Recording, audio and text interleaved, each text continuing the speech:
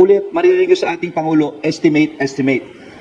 Kasi nung dumating po siya, kulang-kulang 57 na bags na yata na sako ang nabibilang. No? Siguro may explain po ito ng ating mga witnesses po rito. Una-una, ang ating fiscal. No? Ulitin ko, yung tatlong testigo po natin talagang pinapasalamatan namin, talagang walang tulog dahil halos magdamag po sila rito hanggang kinabukasan nagbibilang. No? Si Atty. Rosa Patulot Pesedillas, no? Of course, ando rin ang ating Batangas Provincial Prosecutor, si Atty. Lourdes Zapanta, at ang ating barangay captain, no? Si Alfredo Mertola Jr., no? And of course, si Lito Rendola. Rito, dito ka na, tumayo ka na lang dito para makita ka naman nila dito. Talagang ito po ay talagang tumayo pong mga testigo rito mula nung nandun, nakasarado yung van hanggang binuksan, binilang isa-isa, pinagtyagaan po nila. Ito yung mga tao talaga nagtsatsaga. Please, Atty. Rosa Patulot Pesedillas. Yeah. Good afternoon po. As one of the witnesses po during the inventory, at the time po na dumating ang ating mahal na Pangulo, nandoon po kami sa pagmamark ng sako ng markings is triple E na po. Sa bawat sako po, ang markings po ng investigator is mag-start po kami sa A. Meron po yung initial letters, 3 initial letters, and then A up to Z. At ang bawat tab po is, ang marking po noon is A-1 hanggang sa, kung 20 ang laman, A to 20, A-20. So, nung po dumating ang ating mahal na Pangulo, natapos na po yung dalawang rounds ng alphabet. So, 52 na po na sacks. And then, nakasimula na po kami sa triple AAA hanggang triple EEE. So, 52 plus 5 po. So, 57 sacks na po ang na-inventory nung dumating po ang mahal na Pangulo. At kung yun po, ang pagbabasihan po ay total ng number of sacks po. Since meron pong lumabas na 78, nasa 73% po ang na-inventory during the time po na nag-inspect po ang ating mahal na Pangulo. Okay. Thank you. Maraming salamat, Iska. So, kung matitignan po, just to clarify things in its proper perspective, dahil napakalaking huli po nito. Talagang, I would say it's one of the biggest performance of everyone, of every agency is led by, of course, the Philippine National Police, the PIDEA. Andiyan rin ang Coast Guard, tumutulong. No? Talagang ang barangay, ang mga piskal, isipin nyo naman. Hindi ho biro itong walang tulog. Para lang iklaro po lahat ito. At hindi pa ho kami tumigil doon. In fact, kung titignan nyo, noong mga panahon na yun, hindi muna ako nasasalita dahil continuous operation kami hanggang matugis natin ang mga utak ng mga taong ito. No? And so, to give you more or less an update kung anong nangyayari, sa totoo lang, may nasabat na ano po rito na isang sailing boat. No? I will give the microphone to our Chief PNP to give us an update kung anong ginagawa naman ng kapulisyahan. Kasama po ang Coast Guard dito. Maraming salamat po, sir. No? Sir, dun sa media natin, we can only give you small, no? Kasi it's a continuous po yung effort natin. Baka masira naman po yung ginagawa namin. And nandito po yung PDEA. We can only say this much. So ito po yung nangyari, no? Ang follow-up. And they got yung seizure po ng ano. Tuloy-tuloy po yun. Meron po mga sasakyan na fina-follow up namin. Ito lang para makita niyo yung general, kasi after ng meron po kaming foresight. So we go, sa actual na nahuli, hinanap natin sino pa yung mga kasama. Meron pang sa initial po, sabi po ng ating minamahal na SLG, meron pang mga sakyan na nauna doon. Practically hindi namin alam kung siya ba nga o hindi. But up to now, we are still tailing these people. We will not tell you anymore, but we are still tailing this fire, yung mga sakyan. Asan sila pumunta, kung sino man sila, we will not answer you anymore. Then we go back and we backtrack. Asan ba talaga to bumagsak? Asan ba galing to sa sakyan na to? And it was already said by our SALG na ito galing to ng Nasugbu. Then, paano from Nasugbu, asan galing? And I think everybody knows, and everybody knew na mayroong nahuli pong na yate. And that yate is iniimbestigahan po ng ating Coast Guard. Asan po sila lumayag? Asan sila pumunta? Sir Will cannot answer you anymore. Kasi sabi ko nga, yung crime na to, hindi na po galing sa Pilipinas. Wala po kaming lutuan dito. Pero yung asan yung direksyon na to, I think the Coast Guard knew about it, but they will not say it anymore. We need to file yung cases right now kasi ito po yung fina-file namin. Ito po yung yate na nakita namin. And under investigation yan, and I think it's under custody. We'll be filing yung case right now na ito po yung under custody po ng Coast Guard and the PNP for our investigation. Right now, ang ginagawa po ng ating Regional 4A ng RD natin, may mga bahay po na we need to apply mga search warrants. Kasi baka ito po ang magbigay ng ebidensya pa kung sino-sinong grupo. More than that, sir, I cannot answer you anymore kasi continuous po to and madidiril po yung kanilang effort na mahuli po to. Baka lalo pong kung magsasalita po kami, it will end the closure to our effort po para lumaki po yung grupo na mahuli namin. So ito lang po, minamahal nating sekretary. Maraming salamat, Chief PNP.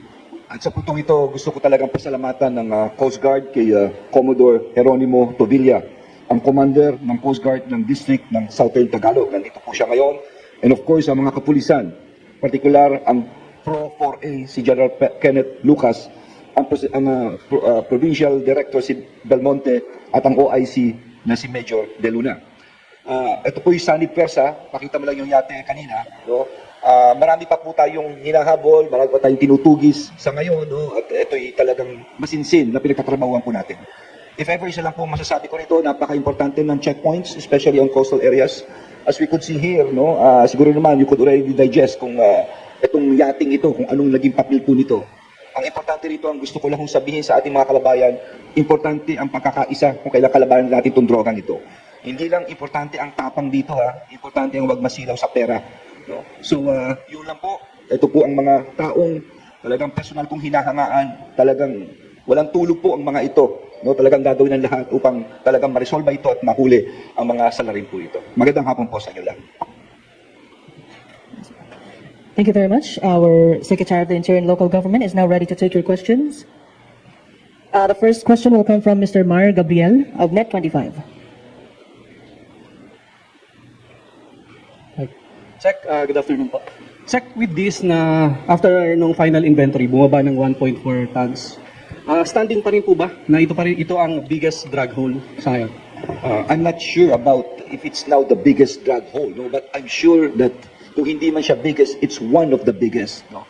Malaki po ang epekto nito sa merkado sa mangyayari. Dahil kung hindi ako nagkakamali, ito'y pinatest, no? Maski yung grade nito, ano ba lumabas sa resulta?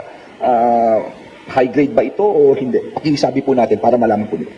Hindi pa kami nakapag-conduct ng purity test dahil wala pa ko yung court order doon. Pero kung physical appearance niya lang, sa aming experience sa PIDEA, pag ang reagent is pink, tapos nilagyan mo ng shabu, yun yung ang shabu, lagyan mo ng pink na reagent, ang bilis-bilis dati, hindi yan ganun kabilis yung pagkablo niya, dahan-dahan yun. This time, masyadong mabilis.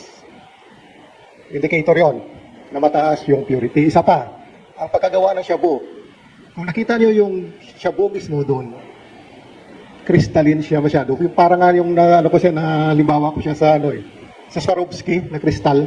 That means maganda yung pagkaluto noon. Pag ganon yung mata, mabilis siya na mag-yellow, na mag-blue, at maganda yung pagkagawa niya, most likely mataas yung purity nun. Salamat po. So ito, sa statement po ng ating PIDEA at sa volume na nakita, talagang masasabi kong isa sa pinakamalaki po ito. At maaari, malaki or isa sa pinakamalaking nakahuli natin sa kasaysayan ng ating bansa. Check, follow up lang. Parang yung modus na gumamit ng yate, parang hindi na bago. Kasi previously meron sa Candelaria, parang same modus. O Candelaria Zambales na sir. Ano ho bang lumalabas sa findings sa Intel monitoring? Anong grupo po ang possibly nasa ito? Well, sa ngayon, sana maunawaan na lahat, hindi pa namin pwedeng i-divulge ito. No? May mga leads tayong talagang ang ating kapulisan through Chief PNP, talagang inaano po ito, may mga operations. But ito lang po masasabi ko. No? We are an archipelagic country, surrounded tayo ng waters, no? Marami pong tubig sa mga isla-isla rito. Napaka-importante ng role ng Coast Guard dito. Napaka-importante. At napaka-importante rin ang checkpoints on each of these na mga dadaanan. Diyan papasok ang role, kamukha ng ginampanan ng ating mayor, ng ating mga barangay captain, no, ng ating kapulisan. Napaka-importante po dito. Dapat talaga magsanib puwersa ang lahat dito. This is the way to fight this drug menace in our country. Sec, follow up pa lang sa yate. Paano po tayo nag-decide na isis itong yate na to? Ano po ba yung mga initial information na nakalap natin? Well, ang importante lang is that of course this is Intel-driven, no? So ito'y nahuli na at of course ito'y na-inquest na at kung hindi ako nakakamali, ang charges dito fiscal is violation of transporting illegal drugs and the illegal use of car plates, no? Dahil napakaraming plaka kung makikita mo. Itong nahuling ito. At saka yung nahuli, do we have the picture na nandun lang siya? Hindi siya umalis? Di ba? Nandun lang siya, di ba? Okay, nandun lang siya. Andyan ba siya? Sa picture? Saan ba siya dyan? Ayun. See? So from the time na aresto siya hanggang nandyan lang siya. Nandyan lang siya. So, everything kung makikita mo, may linya, may mga pulis, gwardyado, hindi na namin inalis pa kung saan lugar. Kung saan nahuli, doon na mismo. Nilagay na sa kalye, nilagay ng tolda. Check yung yate, balikan ko lang. Okay. Ano pong mga evidence natin doon? May mga witnesses po ba na nagturo sa yate na yon? May mga additional evidence? I'm sorry, but hanggang doon na lang kung pwede lang. Ayaw lang namin mag-compromise ang investigation. But this is what we promise. From the time to time, kung may bagong development, papatawag kami ulit ng bagong press con. We will keep you informed about this. Okay, thank you. Thank you, sir. Next question will come from Ms. Leia Ilagan of UNTV, followed by Patrick De Jesus of PTV4. Good afternoon, sirs. Sir, nagkaroon po ba o magkakaroon ba ng parang epekto sa prosecution itong nangyaring disparity sa estimate nitong drugs na nakuha po sa Alitagtag, Batangas? Well, for me, walang effect ito. I mean, as you could see, umpisa pa lang, sinabi na namin in the statement, maski ang presidente, ito ay more or less higit kumulat. You cannot tell, no? Of course, andyan ang ating asset gamba, no? Sila nag-estimate, no? Na more or less mga ganun na. Siguro, to properly answer this, andyan din ang ating fiscal, ma'am. What can you say about this? Magandang hapon sa inyong lahat. Wala pong epekto yun, kung gaano karami. Kasi hindi ko alam kung bakit parang may pagdududa. Ay kitang-kita naman po ninyo noong panahong nagbibigay at nag-uulat ay hindi pa tapos ang inventaryo. Kaya talaga po sa simula pa lamang ay talaga po estimate, kalkula. At saka nga po sa amin sa Batangas ay pinapayagan naman naroon at nakikita nila during the inventory po ay present. Hindi lang yung designated witnesses, pero ang mga tao, may mga ibang tao doon. Kaya ako po ay ang magsasabi, sana po ang inyong pag-aalinlangan at pagdududa ay inyong alisin na. Kasi sinabi naman po ng ating mahal na sekretary at sinabi natin ng ating mahal na Pangulo, ito ay estimate. So there should be no doubt. We are overwhelmed by the quantity of the ng drugs. Pero we are not expert. One moment. Mahina yung audio. Pakilakas na lang yung audio ni ma'am. Ma'am, pakiulit lang. Maganda yung sinasabi mo, hindi lang nakuha ng audio na. Para po kasi, Ma'am, sandali. Siguro you could just make yourself gabi lang.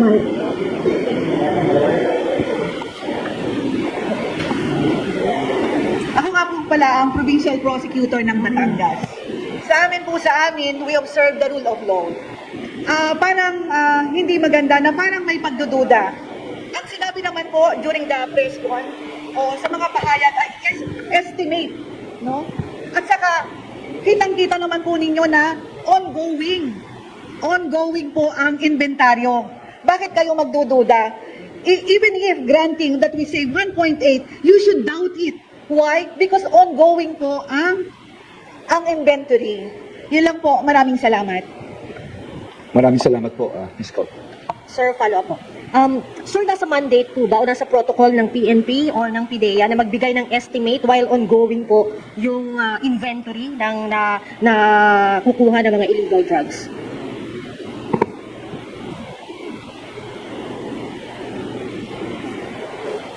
Can I answer that?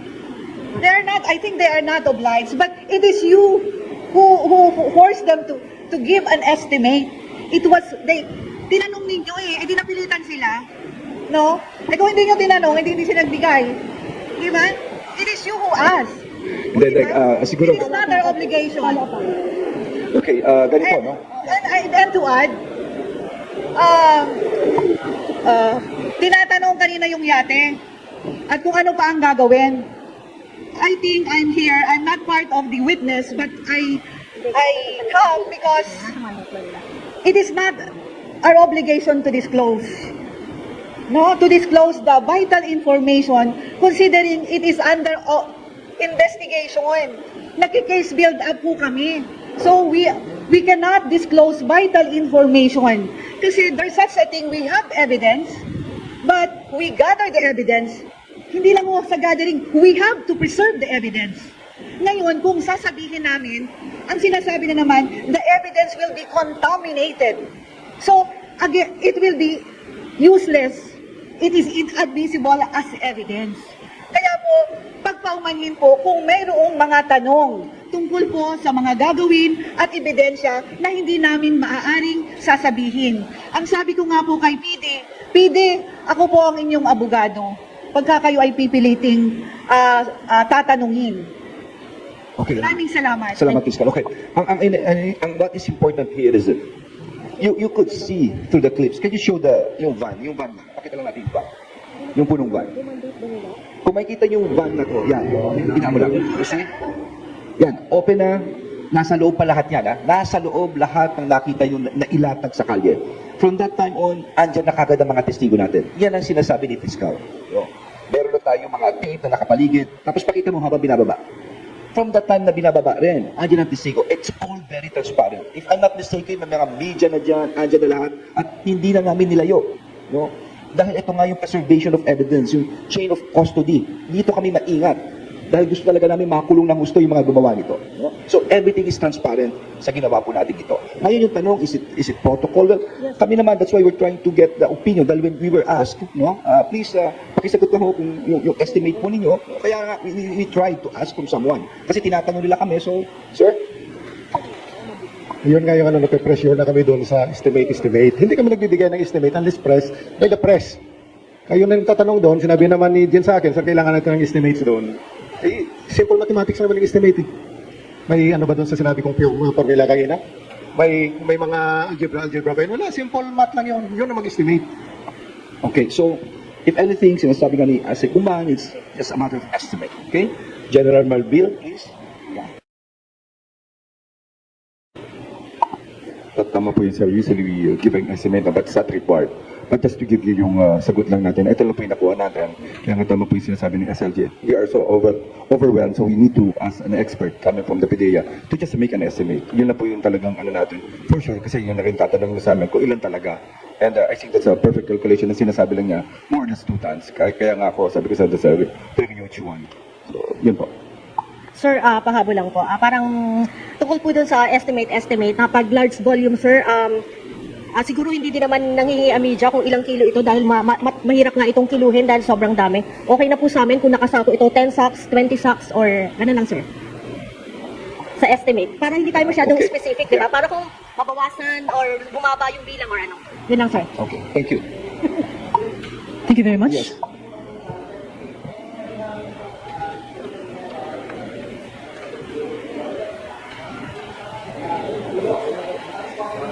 No, I'm sorry for that. Ang gusto lang para Kasi it's also our responsibility to ask questions. No. We know that. That's why ang sinabi naman ni General kanina, we were overwhelmed. That's why we tried to ask PDEA kung anong tingin niya. Understanding plus minus sec, pero unawaan. yes. No, it's never, that is media's role. And it should really be your role. Kasi we should always ask questions. Kailangan malaman ng ating publiko ang nangyayari. That's why on our end, we're trying to be transparent here. Kaya ang ginawa ko, sinama ko ng lahat dito, ano yung nangyari, at anong ginagawa namin, at ano pa yung tutugisin namin, at ano pa ang gagawin namin. And we plan to do this probably kung may bago rin development. Okay? Thank you. Thank you. At saka, Thank you very much. sabihin ko lang din po, sir ha, linawin lang din po namin. Kami po sa media, hindi kami nagdududa. Kasi kanina doon sa sinabi ni ma'am, kami po ay kung ano yung narinig namin, yun po yung aming ibinabalita. So, hindi po sa amin galing yung duda. Pwede talagang alam namin kung ano yung estimate, pero hindi naman din po pwedeng sa amin manggaling. Thank you. Kailangan din po namin ng opisyal na nagsasalita. Yeah, salamat po. Dahil siyempre yung disparity na napakalaki po, sir. Yes. Apo. Yes. At least the media is a witness to what happened. Yun po importante, di ba? Ando na kagad yung media nung dumating ang truck, yung dumating yung van, nung binaba ito, may mga tao na rin doon, no? Everything is transparent po nito. Siguro yung word na estimate, yung higit kumulang, no? Yun naman ang nito. Okay? But wag nating, let's never lose sight na malaki na huli. Malaki na huli. Maraming mga bayani ang tao rito, no? Ako ayoko lang mawala naman ito dahil yung pulis, kamukha ng pulis na lang na yun. Hindi naman sa pag-ano pwede mong pakawalan yan Kumuha ka lang ng kung ano pero hindi sila nagpakasilaw sa pera And we should really give those credit to these people. No, yan ang pulis po ng Pilipinas, the Philippine National Police. Thank you. Sir, for soundbite lang po. For the record lang, ilan po talaga at magkano ang halaga? Do you have the definite, Jim? Para malinawan na, sir, para ma-close na yung dating estimate. Yung nagbibigay ng ano na yan, ng value, ng street value na yan, ang Dangerous Drugs Board. Per kilo ngayon is still 6.8 million. Yun ang estimate. So, ang total? Total, sir. Total. Sir, yung total. total? Magkano po lahat-lahat? After ng inventory na nangyari. Yung galing doon sa field, na turn over sa PIDEA is 1.424253 kilograms. So it is 1 ton, 424 kilos, 253 grams. Yun ang binigay na weight papunta sa amin. Nandun na ngayon sa PIDEA yung goods. Siguro ang isang magandang tanong dito kung paano yung destruction nito. Importante yun, hindi ba? How this will be destroyed, ano yung proseso rito, kasi it's now with the custody of PIDEA. Siguro sir, paki-enlighten na lang ating publiko ano magiging proseso rito. Once na file yung kaso na yon sa court, ang judge mag-ocular inspection for within 24 hours. Pag ocular inspection niya, within 48 hours na na-inspect niya, i-destroy yung drugs. Dapat may court order pa rin.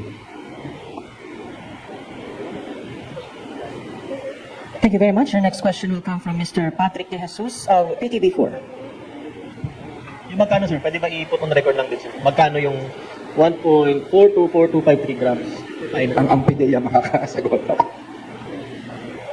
Wala ko sa calculation, pero multiply mo sa 6.8. 6.8 million. Or 6,800,000. Multiply mo yun 1,424.253. Yun ang estimate doon. Estimate, that is plus or minus. Pero alam naman natin namang sinasabing estimate, lesser yan eh. May nakita na ba kayo na estimate na sumobra? Wala pa rin, basta drugs. Usually lesser yan. Kasi ibabawas mo pa yan dyan, yung packaging. Kahit yung packaging, 20 to 50 grams lang, laki-laki nun. Ibawas mo pa doon, hindi pa yun yung actual weight. Kaya siguruhin nyo, bababa pa rin yan. Pero may records kami yan sa PIDEA. Pag nag-account kami doon, may mga CCTV cameras yun. Hindi mo pwede, yun, yung mga cameras na yan. Pero just check. Just for clarification sir, tapos na yung inventory and yung drugs sana po na turnover. Sa PIDEA na. Okay. Ito sir, I understand, ayaw yung divulge ng further information. Going back lang po doon sa yate, bakit po ba siya na-link dito po sa seizure ng drugs? Siguro si Commodore Tovilla can answer. Unusual ba na may yate doon sa area kung saan nakita po yun? Sir, I will not because hindi naman siya sa pinado na. But sa ito po yung tinitingnan namin kasi yung galing kami from Cebu. No? And sabi ka po ng fiscal natin, we can end more divulge kasi may mga witnesses kami na do we have to protect.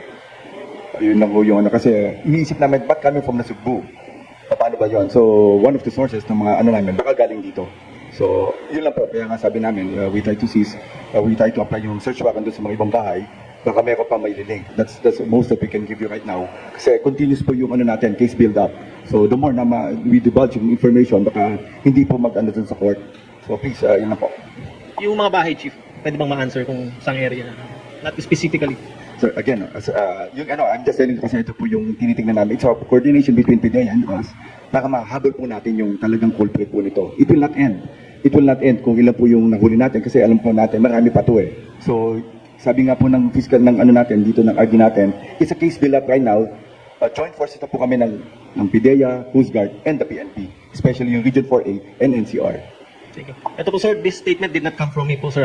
May mga comments lang sa social media na mukha raw staged itong nazis natin. Ewan kung nabasa nyo na yun sir. Siguro ano yung message niyo po sa kanila sir? Paliwanag. Alam nyo, hindi biro po ito ha. Ito'y dulot ng papapursige katapangan ng mga tao rito. Buhay po nila ang talagang tinayaan nila rito ha. Hindi malayong balikan sila rito.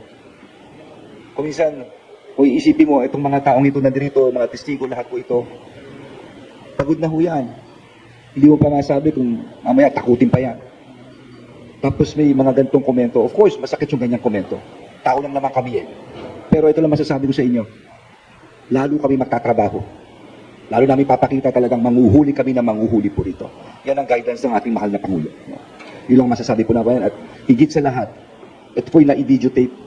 Kitang-kita ng tape, hindi lang ko ito sinabi ng mga testigo, hindi lang ko namin sinasabi, kitang-kita mga tape dito from the time na huli, nilagay na huro sa kalye, doon na ho nilagay, at doon na nakatape lahat, tapos nilagyan pa ng binidyo, tinape, at nado pa yung mga testigo, at open po ito sa media, for scrutiny, from day one, hanggang matapos. Yun lang po.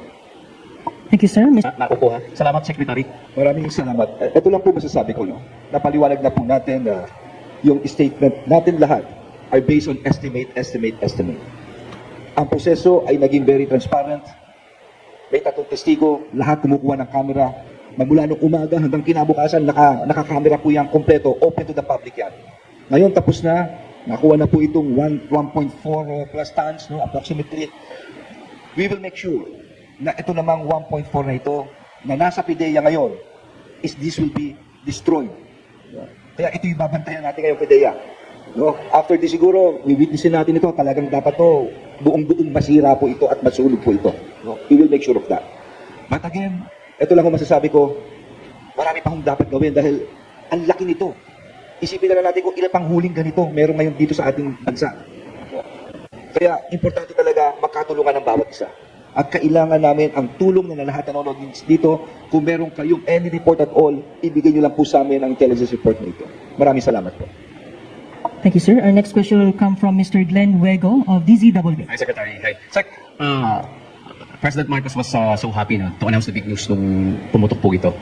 Na-inform na po, ang nalaman niya na po ba ito? Nagkaroon ba siya ng communication sa inyo? Na-bother po ba siya? Bakit nagkaroon na pagbabago sa figures? Thank you, sir.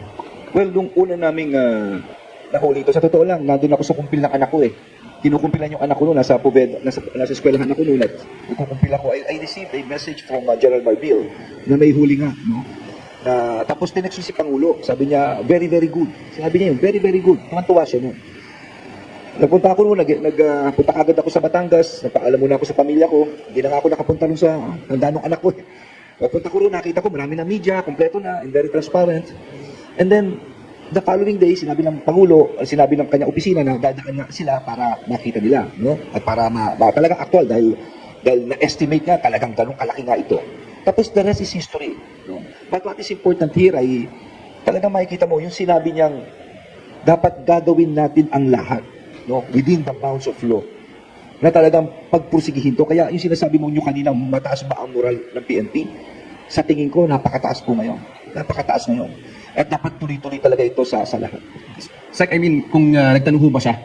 Because it was all over the news yesterday. Nagtanong siya ng 1.3 lang, ano lang pala, 1.4 tons, hindi 1.8. Hindi siya nagtanong, sir. Well, that ko yun eh. Kahapon kasi, huling ano namin, nung naghiwalay kami, yun na yun eh, yung estimate eh. Yung estimate. Hanggang kanina, wala naman kaming, hindi na napag-usapan po yun. Kanina, hindi na ano yung ganito. No? Kasi, para sa akin naman, klaro naman po ito, estimate. Of course, tumatawag yung ibang mga opisyalis ng Malacanang sa amin, no? At tinatanong kami, totoo ba ako? Particular, tinatanong ako, ano nangyari? Bakit gano'n? Natural yan, tatanungin ko eh. So sinasagot ko naman, well, these are just estimates made, no? When we were asked, we asked PIDEA, and based on sinabi ng PIDEA, yun ang sinabi namin. Ganun lang kasimple. But what is important here, Glenn, is that, maski anong sabihin mo, importante makita ng publiko that the whole thing is very transparent. That the whole thing has gone through a process. That the whole thing has been witnessed by witnesses required by law. Okay. Kaya ito ni Rosa. Ma'am, sorry, naputol kasi kanina. 73% binibilang na ho niya, nabilang niya. Tapos dumating si Pangulo, tama ho ba? Ma'am, pagtapos dumating ni Pangulo, umalis na ho siya, then what happened next, ma'am?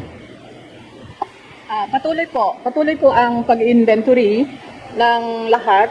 At lahat po naman ay natapos mamarkahan, matimbang. At pagkakatapos po na mamarkahan at matimbang, ilalagay po uli, sinisild po uli siya sa malaking plastic. So lahat po silyado yun. Hanggang sa natapos po yun. Then you still came up, ma'am, 1.8 tons. Yes, 1.3. 1 doon time na yun, ma'am?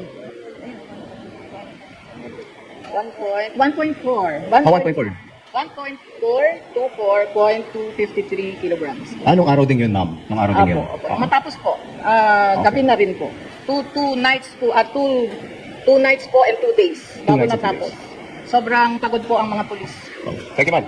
Thank you very much. Ms. Raya Capulong of ABS-CBN.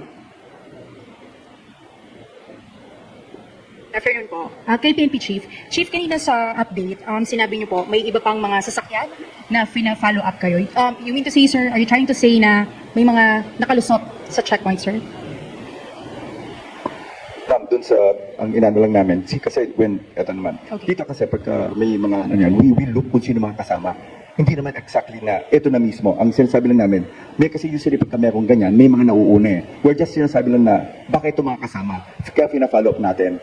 And ang sabi nga nila, before that, meron pong nakita mga kasakyan na sumusunod dito. So, ang kala namin, I mean, this is how, ano lang naman, tinitingnan namin kung sino pa yung mga kasama nila before, but I cannot say divulge anymore kasi case build up po lang kami ngayon eh. And sana ituloy po namin kung sino talaga yung babaksakan nito at sino yung mga sources na protector nito. So, Hanggang doon na po tayo. hindi pa po clear yung connection.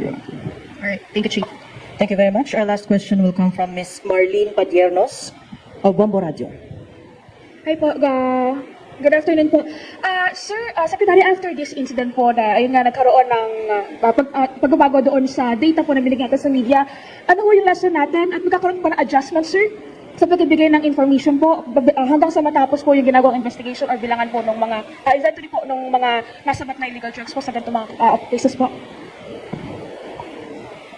Well, actually, yun na lang naman kasing word na estimate, no? So siguro yung mga protocols nito pag-uusapan na lang next time, no? Kasi nakita naman natin kung ilan talaga nahuli, kano kadami nahuli, na-witness na lahat ang nahuli. Nagkaroon ka lang ng problema nung may sinabi mga estimate. No? That's the only thing. So mag-uusapan na lang namin ni Chief about this kung next time how it will be, paano ito communicate. Okay. Sir, kamustahin ko lang, sir, yung naging inquest proceedings po doon sa suspect. Ano po yung ating naging findings? Pati po yung sa cellphone po na-recover po ba natin, sir? May nakita po ba tayo ng mga lead? Kung doon sa possible na background or pinagmulan nitong mga illegal drugs na po ito?